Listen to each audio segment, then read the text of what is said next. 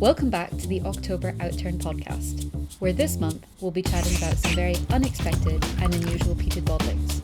Oh, and this is a great way of kind of showing, well, actually peats, not just on Islay. As well as the perfect beginner sherry dram. The way I kind of describe sherry casks to customers is it's like a steak dinner. But first, a weird and wonderful whiskey that tastes like coffee. Here with Alan Wood from our Bath Street venue. How you doing, Alan? Doing not too bad at all. How are you yourself? Yeah, very good. Yeah, no, definitely looking forward to it. So the first one we're trying today is the distillery number 39. In a Cool Spring Garden. Yes, it is. And we picked this one, actually I'm going to let you grab it. We picked this one because of some of the great and beautiful coffee tasting notes in it. And with it being International Coffee Day on the 1st of October, we thought what better than to try. Fantastic. Speaking of somebody who works front of house, coffee is always a good friend of mine, so had many a cup of coffee in my time, so I'll be keen to get this whiskey tried. Yeah, let's pour it.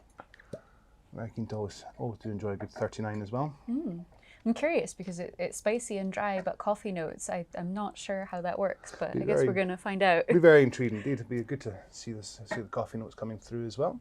Dive in. Just reminds me of that first cup of black coffee in the morning. Lovely big flavours coming out the glass as well. There's some floral notes in there as well.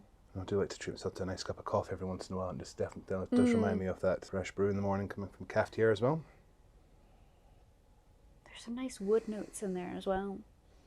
Definitely getting the oak coming through and really kind of lending that lovely kind of sweet cinnamony spice as well. So we're approaching the season of pumpkin spice, so it's got that really nice kind of sort of cinnamon style to it as well. Autumnal.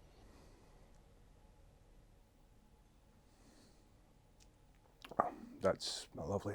That's really gentle, easygoing, good well-rounded malt, and the heat's not too bad from it, but it's definitely got that. Reminds you you're drinking something with coffee notes to it. Yeah. And it definitely does linger as well. You get it kind of sort of keep developing on the palate and keeps kind of pushing through as well. I kind of get almost a dry note of some leaves. I think it's because you said autumnal now that I'm thinking all things fall. It's kind of almost walking through a forest with a coffee thermos or something. Yeah, indeed. And definitely when you're coming back to it as well, it really does develop and sits well in the glass. And it does kind of really bring through that kind of sort of key spicy and dry, yet not too much heat to it. So a brilliant kind of sort of example of what the spicy and dry flavour profile can be about. I think this would be quite an interesting one to actually try coffee with as well, and to do a side-by-side comparison just to see. I think it would definitely go well with a nice wee espresso in the morning. Anyway. Yeah, definitely. So we're trying cask number 39.286 in a Cool Spring Garden. And if you like these kinds of coffee-inspired drams, we'd also recommend you try cask number 11.45 Ruddy Cheeked Old Fruit. And you can tell it's the bourbon cask really comes through as well. And because, I mean, coming in for what it is, I mean, it's first fill X bourbon, 61%, it's still got a bit of punch to it, but it's got that, you don't taste the alcohol. And it sounds a bit bizarre when speaking about whiskey, you don't taste the alcohol, but it's really got that kind of almost strong black coffee note to it.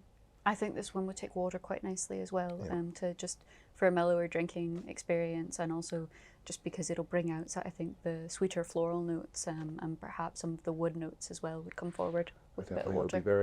It'll be the water will definitely lift, and distillery number 39 has, for me, has always benefited from adding a wee bit of water to it just to bring it through.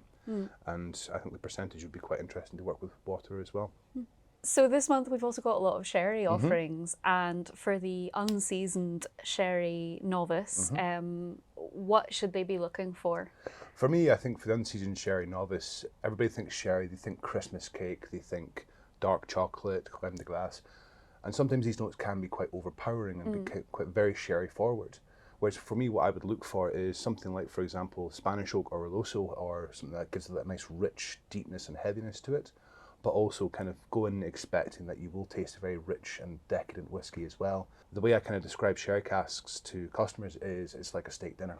It's, you know, when you have a sherry cask whiskey, it will linger with you. And don't be put off with the spice, especially at sort of cask strength levels. That adding water to it really will bring out the kind of softer aspects of the sherry whiskey as well.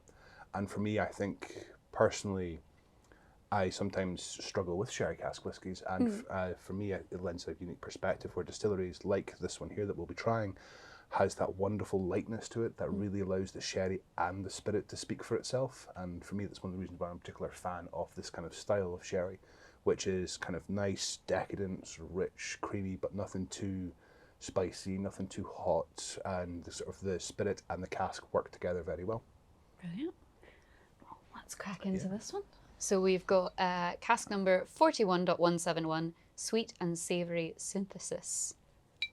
It's always the names of the whiskies always do make me laugh. That one's a bit of a tongue twister. Yeah, it's not one to have after you've had a couple of drams anyway.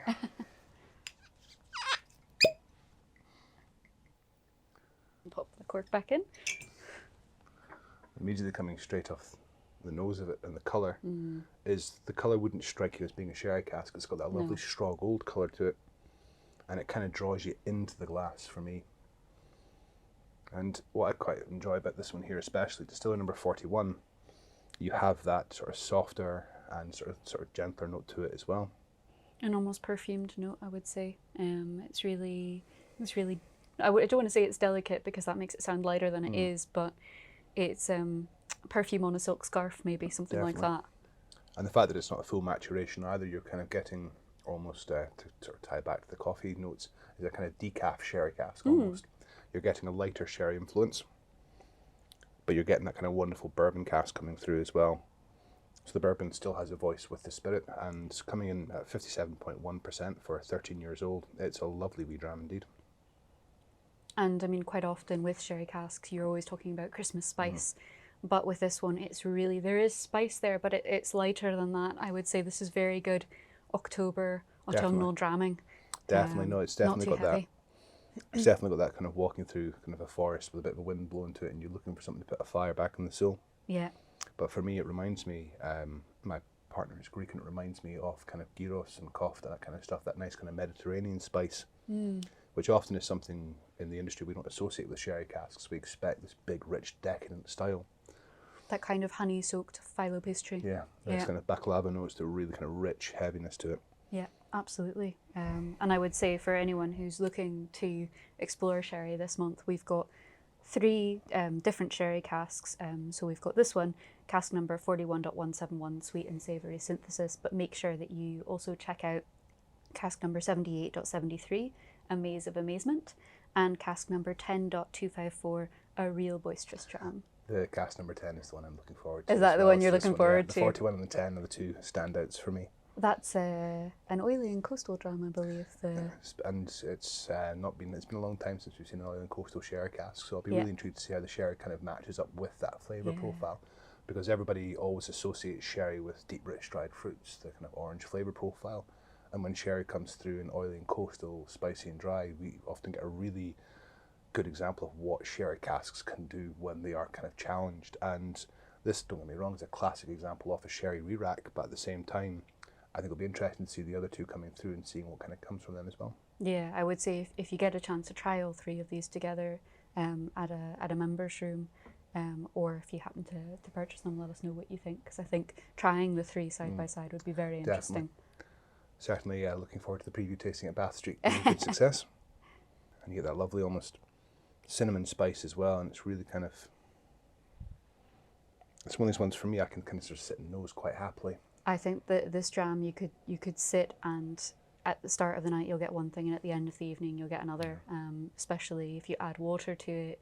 I think for me it's very, you said cinnamon, and it gives me kind of American maple syrup, waffles, pancakes. Kind of proper comfort food. Yeah, exactly. Well, will we move on to our last 2? Certainly. So we're always asking what the future might hold. This whiskey's actually called that, so why don't we give it a try? Fantastic, definitely. And I do have a particular soft spot for peat as well. And in the past, when we've done these peated distilleries that don't often do peated malts, the results have been really interesting, and it's kind of challenged people's perceptions of distilleries, of flavours that they associate with these kind of guys as well. But let's get open and try. Let's see. I think you have to try a peated whiskey this time of year. Definitely. There's something about the winter months and the kind of cold looming in that makes you just want something with a little bit of peat smoke to it. We're starting with a lightly peated dram here. It's cask number 68.117. What might the future hold? 12 years old, ex-bourbon, done into a second fill, ex-peated STR barrique. That's quite interesting. So for me, what I find interesting straight off the bat is distillery number 68. We've done a lot of casks from them, and we've done a lot of different styles, but I've never seen a peated cask come from distillery number 68. So I will definitely be really interested to see, because in the past we've done peated casks from distillery number 6, 35 and 1. So it'll be really interesting to see how this spirit kind of stands up to the peated influence to it as well.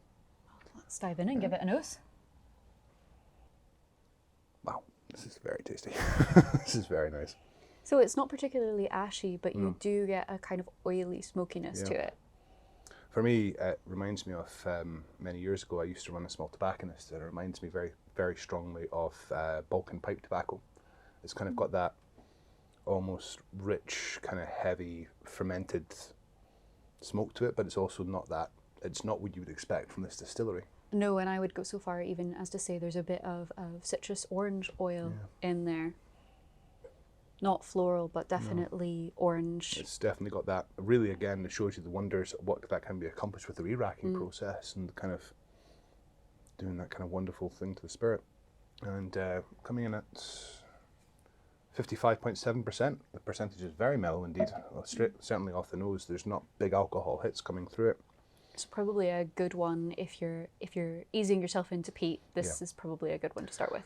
And again, going back to our coffee metaphor, is this, I would call this, certainly if I was serving as a customer at work, become like a decaf peated whiskey. You know, if you're, my first introduction to peat was this big heavy Islay malts, and that's for a lot of people's first introduction. It is indeed. And this for me is great for someone who's maybe tried that and gone, oh no, I don't like that, I don't like that at all. And this is a great way of kind of showing, well, actually peat's not just on Islay either. So you get so many variations of flavour with peat, and I mean, I think even just our 3 flavour profiles, our lightly peated, peated and heavily peated, are very demonstrative of that. Oh, they're incredible. That's delicious. There's no, you don't get that kind of sharp medicinal tang that you get with Islays, or the oily rubberiness you get with the Campbelltowns. You get, this is a kind of really indicative of that region of whiskey production, but you're getting that hint of something coming through. You're getting that kind of wee smoky sort of thing coming through, chasing you through in the end as well. Yeah, I'd say orange wood and cloves, so not overly spicy, but there is just that hint of spice and that kind of almost chewiness of wood that you wouldn't necessarily, well, I wouldn't expect to see it in a lightly peated dram, so I'm really enjoying trying it here. And I think the STR has really kind of brought through the flavours, and it's just made it a really sort of complex and interesting dram as well. And I would say for anyone who is interested in trying another unlikely peated bottling, we do have cask number 59.73, discombobulation at 40 ppm. So make sure you check that one out. Again, not something to say after you've had a few drams. No, indeed.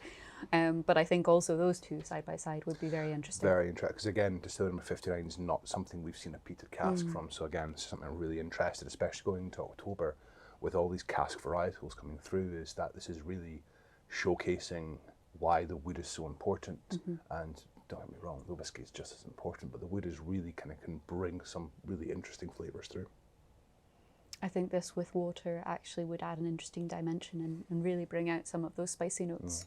Well, that is definitely fantastic. But I mean, for me, it's that really kind of, you get the little ashy, STR-y kind of cask hit at the end as well. And certainly something that would be sitting down, enjoying a big leather armchair when the winds are howling and the winter's drawing in. Well, it's not far away now, is it? Yes, no, the cold is coming. Well, thank you so much, Alan. No problem at all. And thank you to everyone who's tuned in, and let us know what you're enjoying from October Outturn. We'd love to hear it. Fantastic. Cheers. Blanche.